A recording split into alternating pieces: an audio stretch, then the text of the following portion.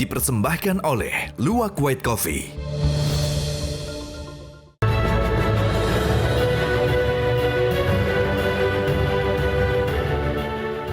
Temu lagi di Hot Room. Sebelum ke LPSK, saya tanya dulu kepada Pak Saur Siagian yang pertama kali membuat laporan polisi terhadap Sambo. Apakah benar atau salah surat tuntutan jaksa yang menyatakan harus ada penetapan hakim untuk justice kolaborator? Yang kedua, apakah Anda setuju dengan pendapat jaksa senior ini bahwa 12 tahun itu untuk Eliezer itu masih sangat adil? Masih cukup, tidak terlalu tinggi, tidak terlalu rendah. Ya, pertama mari kita analisis mengapa Undang-Undang Perlindungan Saksi dan Korban itu ada. Di filosofinya adalah bahwa peran daripada saksi sangat strategis untuk mengungkap suatu peristiwa pidana. Apa itu peristiwa pidana? Ya toh mulai penyelidikan, saksi. Saksi adalah orang yang melihat, mendengar dan mengalami. Di mana saksi hadir? Mulai dari penyelidikan tuh sudah ada, di penyidikan sudah ada, kemudian di penuntutan tentu sama dengan di keputusan. Sekarang kita analisis ini Eliezer, apakah dia ini justice kolaborator? Undang-undang memerintahkan seseorang ditetapkan sebagai justice kolaborator bukan jaksa. Bukan Saur Siagian, adalah LPSK lembaga negara ini. Rekomendasi. Ya kan, mereka dulu. Makanya Bang Hotman, waktu Eliezer di kepolisian, salah satu hak mereka diperlakukan khusus. Ruangannya khusus, makanannya khusus, psikologi khusus diberi, pendeta diberi khusus. Kemudian juga di kejaksaan juga seperti itu. Bahwa kalau dia juga tidak sama duduk di kursi terdakwa seperti Sambo dan kawan-kawan, terserah Eliezer. Artinya Bang Hotman, ini sudah tidak bisa lagi dibantah bahwa dia adalah saksi. Ya, secara materi, karena kan hukum pidana itu kan menggunakan materialnya. Artinya sejak awal sudah diperlakukan sebagai sudah tidak bisa lagi. Jadi menurut Anda, surat tuntutan yang tiba-tiba mengatakan bukan justice kolaborator karena tidak ada penetapan hakim, salah atau tidak? Nah, menurut saya ini yang enak. Salah atau tidak? Nah, ini yang saya jawab menurut jaksa. Yang menarik adalah jaksa penuntut umum mengatakan dalam 12 tahun itu sudah masuk justice kolaborator. Artinya adalah mau tidak mau jaksa kalau tahu hukum sebagai penegak hukum, dia tidak hanya tunduk kepada undang-undang kejaksaan, tetapi tunduk kepada seluruh undang-undang. Maksud kamu, jaksa menyatakan 12 tahun itu sebenarnya sudah mengakui justice kolaborator, begitu? Otomatis kalau seperti tidak ada. Justru kalau dia konsisten dengan pernyataan di tuntutannya, dia harus di bawah daripada terdakwa yang lain. Itu perintah undang-undang. Oleh karena itu menurut saya di sini kewenangan jaksa penuntut umum. Harusnya di bawah kuat sama harusnya di bawah 8 tahun harus begitu. Bahkan bisa perdebatan, bisa juga seperti apa yang dikatakan oleh kuasa hukumnya, karena dia adalah yang melakukan kejahatan tidak punya niat untuk membunuh, bahkan berpotensi dia dibebaskan. Nah, konyolnya Bang Hotman, jaksa saya lihat Mbak Yenti sudah salah dia, dibuatlah kesempatan konferensi pers untuk membela, malah menurut saya konyol. Nah, kalau dia konsisten menurut saya, mari kita lihat pernah jaksa katakanlah dalam kasus Muchtar Pakpahan. Sesungguhnya jaksa itu tidak bisa PK, betul nggak Pak Jaksa? Di KUHP dia PK. Tetapi karena ada terobosan atas nama keadilan, jaksa penuntut hukum akan melakukan PK atas nama keadilan. Nah, jaksa juga pernah dalam kasus di NTT Mbak Yenti dan Bang Hotman, ada seorang istri yang diduga membentak suaminya ditetapkan tersangka dan didakwa. Akhirnya dianulir oleh jaksa penuntut umum. Harapan saya tadi jaksa seperti ini.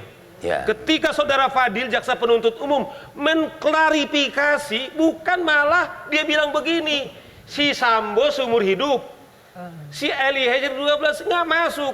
Karena Bang Hotman, pelaku ini bukan pelaku tunggal. Pasal 55 ayat 1 ayat 2, 551 ayat 2 dikatakan bersama-sama. Eliezer mengungkapkan peristiwa pidana ini sehingga terungkap. Oke, kalau gitu itu orang sudah tahu semua.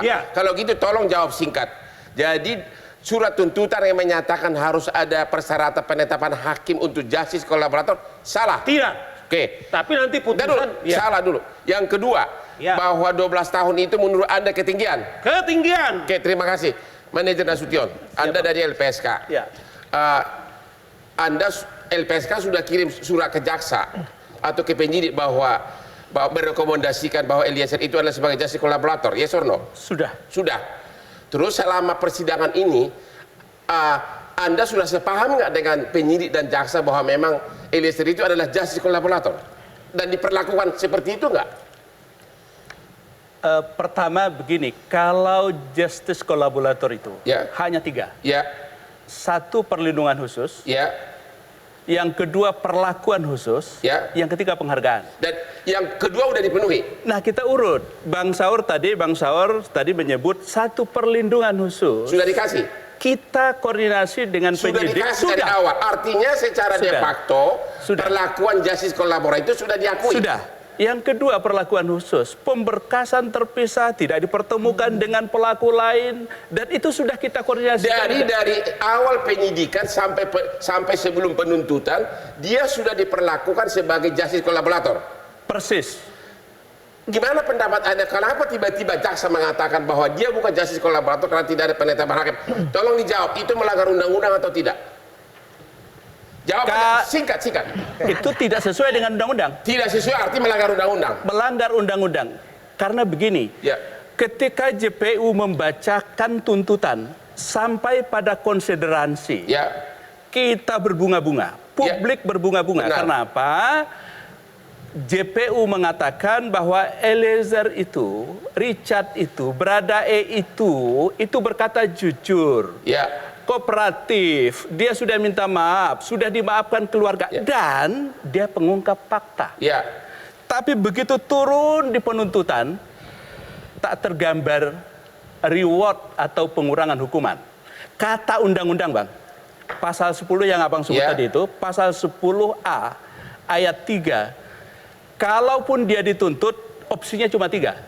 1 dengan pidana percobaan, atau dengan pidana khusus dengan syarat tertentu, atau kalaupun dipidana itu lebih ringan dari terdakwa lainnya. Terima kasih. Nah, kalau begitu kita ingin mengatakan berarti tuntutan itu belum memenuhi harapan undang-undang. Oke, kalau gitu Ibu Yenti, Pak Mahmud bilang apakah ada operasi senyap malam-malam? Apakah ada pengaruh pihak ketiga sehingga bisa tuntutan seperti itu? Anda kan seorang ibu punya rasa keadilan. Coba ahli hukum lagi. Dekat dengan polisi dan jaksa. Dekat polisi. Ada nggak operasi gentayangan malam-malam sehingga tuntutan seperti itu keluar? Tolong dijawab. Feeling Anda apa? Menurut Pak Mahfud seperti itu, menurut saya ya ada. Karena jadi maksud Anda seolah-olah jaksa dipengaruhi. Jangan sembarang nuduh loh. Perasaan saya, katanya tadinya perasaan ya. Karena tiba-tiba dari atas kan, dari atas menggebu-gebu kan ya. Dari yang galak jadi nggak galak ya, jaksanya kan. Tiba-tiba seperti itu. Dan kemudian pernyataan-pernyataannya setelah penuntutan itu juga gampang kan. Awalnya bukan GC, tapi kemudian dia mengatakan 12 tahun itu udah termasuk GC kan gitu ya. Kalau itu GC harusnya dia paling ringan. Kalau saya berpikir malah dia bukan pelaku utama.